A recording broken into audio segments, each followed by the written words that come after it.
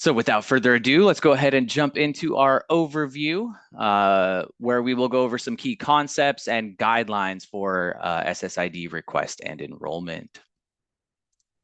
SSIDs are requested via the SENR file, or the student enrollment file. The SENR file is the first file submitted for a student in order to create the student profile.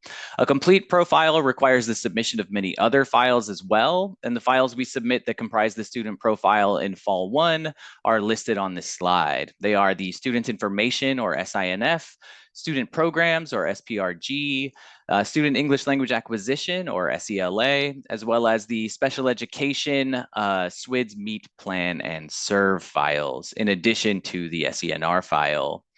The thing to note with this slide is that the special education records, the MEET plan, SERVs, and SWDS records are submitted via a nightly automated process with an API transfer from the special education data system, or SEDS, while the SENR and the file types in turquoise are submitted to CalPADS via online maintenance or batch files extracted from the local SIS and uploaded to CalPADS. This means that requesting or enrolling SSIDs is not an automated process. Requesting and enrolling SSIDs must be done via a manual extraction of the SENR file from your local SIS and an upload to CalPADS, or otherwise uploaded to CalPADS one by one in online maintenance. For today's session, it's important to note that SENR files are used to obtain SSIDs and to enroll students, but SENR files do have other uses in CalPADS as well, which we should mention here. Specifically, SENR records are used to update student grade levels in CalPADS and used for inclusion for CASP and LPAC testing. SENR files also establish ownership of student records in CalPADS. SENR records determine cohort inclusion and cumulative enrollment. And SENR records designate the district of geographic residence, transfer reasons, and enrollment statuses.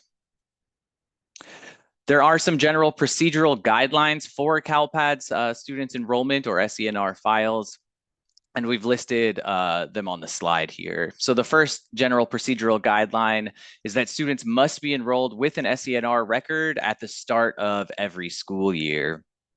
Students should be enrolled on their first date of expected enrollment in Fall 1 and exited with their last date of attendance in end of year 1. These are often the first and last days of school at your LEA, but they aren't necessarily so. At the end of the school year, in end of year 1, or whenever students leave the LEA, LEAs must exit students, including those who they expect will continue at the same school the following year. At the beginning of the next school year, LEAs must re-enroll all students with the appropriate grade level for that year. And that helps to explain the first bullet point and why students must be enrolled with an SENR record at the start of every school year. Our final procedural guideline for SENR records. The SENR is not used to update a student's demographic information or any other information that has changed. The appropriate file must be used to update students' information, and if you're updating demographic information, the appropriate file is the student information, or SINF file. All right, continuing on with the overview, here's a zoomed out view of the CalPADS ecosystem as relevant to the SENR submission and SSID request and enrollment process. CalPADS operates much like a student information system. Once a student enrolls in an LEA, whether it be a district or a school, the student records must be maintained. Student information systems are designed to meet school needs, while CalPADS has been designed to meet state and federal reporting requirements. This slide shows a flowchart illustrating the data lifecycle for SENR data in CalPADS. We begin on the far left-hand side with the Student Information System, or SIS, where LEAs continually maintain student data at the local level. The majority of LEAs use batch file submissions, in which you'll need to extract data from the local SIS and submit the extracted batch file to CalPADS in order to get the data into the CalPADS system. To meet reporting requirements while preserving and protecting the personal nature of student data, each student must be assigned a statewide student identification number, or SSID, and each student must be assigned one and only one SSID. Once the SSID is obtained, a student's enrollment and associated data can be reported and tied to the student in CalPADS. And this process of obtaining SSIDs and reporting students' information is called SSID enrollment, and it's the topic of today's session. CalPADS generates new SSIDs through the SSID enrollment process. CalPADS matches existing SSIDs to students that the LEA has requested an SSID for using the SSID match tool, and CalPADS matches student data with databases at the California state level. Specifically, while the data is housed in CalPADS, it's sent to TOMS for assessment purposes and the California Department of Social Services, or CDSS, database for direct certification of foster youth. All public K through 12 LEAs must obtain statewide student identifiers, or SSIDs, from CalPADS. The SSID is a unique 10-digit, random, system-generated, non-personally identifiable number.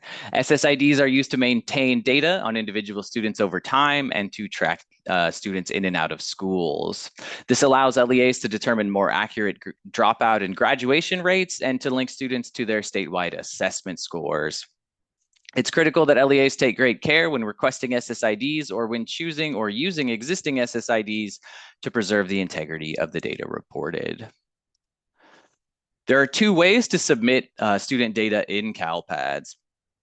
Online maintenance is one option for submitting records, and online maintenance allows for the updating of one record for one student at a time. The data is entered manually through a series of screens. Batch file processing is the second option for submitting student data. Batch file processing allows for one or more records to be uploaded in a single transaction. Rather than a series of screens for each student record, a single batch file containing several rows of records is submitted in a single transaction for several students or for an entire student population. Batch files are extracted from the local SIS and submitted to CalPADS. Batch file submissions are the most efficient way to manage a large number of students or to import students' information system data into CalPADS. And the same validation rules apply to data in online maintenance and batch file submissions. Later in this session, we'll provide a demonstration of the SSID request and enrollment process through both online maintenance and batch file submission. This slide illustrates the SSID enrollment process. It contrasts the SSID enrollment process between batch upload and online maintenance.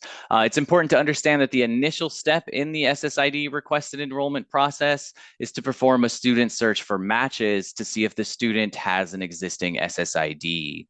The results will allow you to determine whether to request a new SSID or to use an existing SSID. And this is done via uploading a batch file with blank SSIDs or by performing a student search on the online maintenance request SSID screen.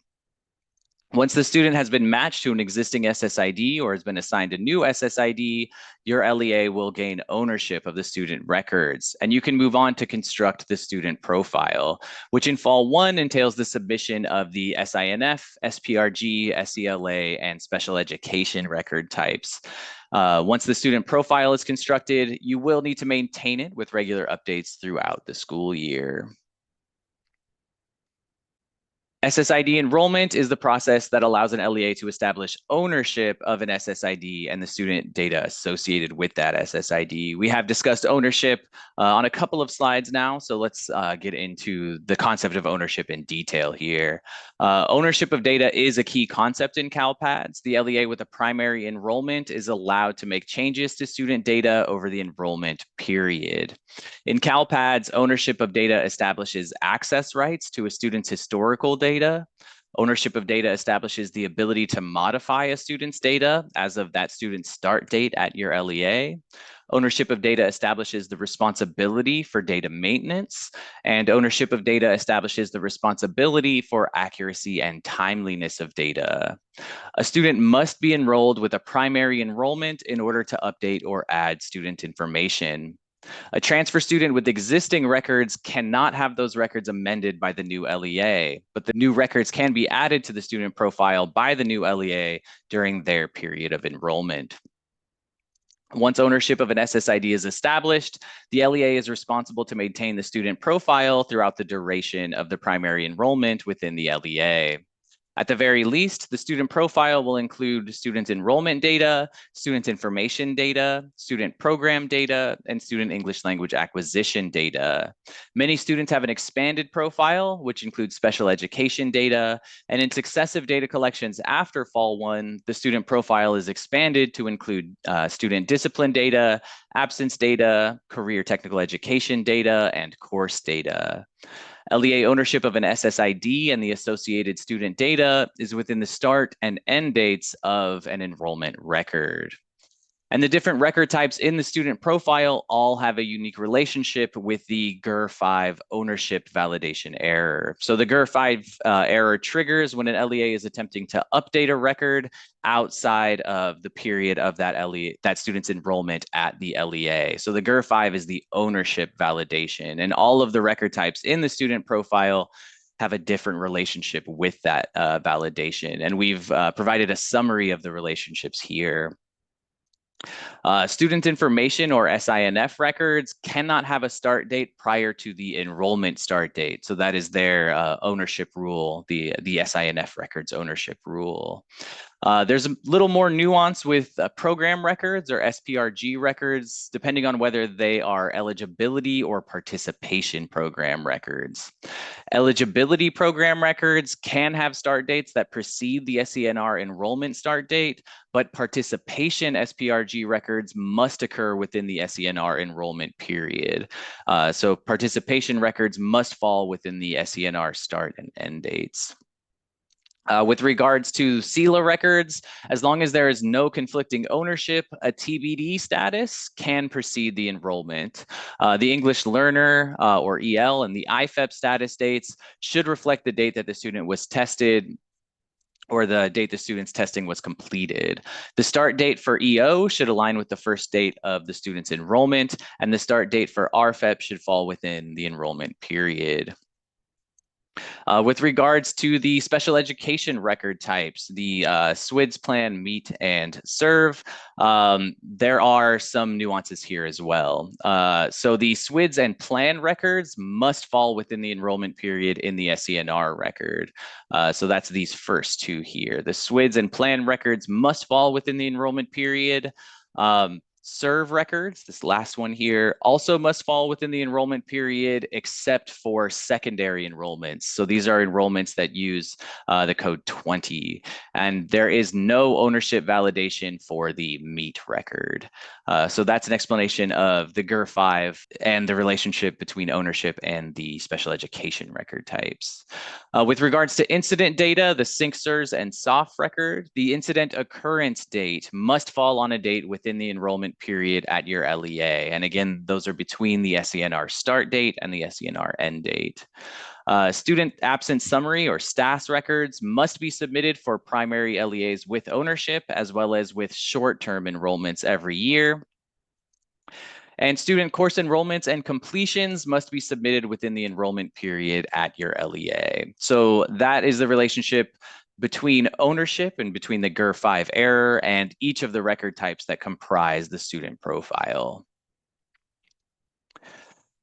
After enrolling students in CalPads, LEAs should immediately follow with the submission of any new or updated student information. In Fall 1, after the SENR, submit the student information or SINF, student programs or SPRG, and students English language acquisition or SELA records, as well as the special education MEET, plan, SWDS, and SERV records, which are required for students with disabilities in the Fall 1 submission. It's important that these data are submitted following new enrollments in Fall 1 at the beginning of each school year. And we do have data population training recordings on the CSIS YouTube training channel for each of the records in the student profile. So please see the students information, student programs, students English language acquisition, and students with disabilities data population trainings on the CSIS YouTube training channel for further details on each of those file types.